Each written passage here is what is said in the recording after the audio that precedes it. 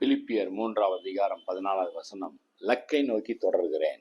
இன்றைக்கு அநேகர் தன்னுடைய வாழ்க்கையில காலையில் எழுந்தவுடன் நான் என்ன செய்ய போகிறேன் என்று தெரியவில்லை, நான் என்னதான் இந்த நாள்ல நான் பண்ண போகிறேன்னு தெரியவில்லை என்கிறதான ஒரு சிந்தனையோடு எழுந்திருக்கிறத நம்ம பார்க்கிறோம். விடியல் நாள் நேரத்துக்குள்ள நீங்கள் இரவு என்ன செய்ய வேண்டும், நாளை என்னென்னலாம் திட்டங்கள் இருக்கிறது, என்னென்னலாம் காரியங்களை நான் செய்து முடிக்க வேண்டும் என்கிற அந்த ஒரு திட்டம், அந்த ஒரு இலக்கு இல்லை என்றால் உங்களுடைய வாழ்க்கை வீணாய் போய்விடும். ஆகவே தான் அழகாக வேதத்தில் எழுதப்பட்டிருக்கிறது, லக்கை நோக்கி தொடர்கிறேன்.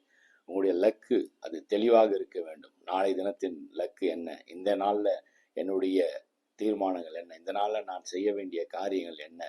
லக்கு இல்லாமல் வாழ்ந்தால் அது வாழ்க்கை அல்ல. ஒரு லக்கோடு ஓடுவோம். இலக்கு எங்கேயோ அங்கே உங்கள் கண்கள், உங்கள் மனது பதிக்கப்பட்டிருக்கட்டும். அந்த லக்கை அடைய நிச்சயம் பரலோகம் உதவி செய்யும், நிச்சயம் ஆண்டவர் உதவி செய்வார். லக்கை நிர்ணயிப்போம், வெற்றி பெறுவோம். God bless you.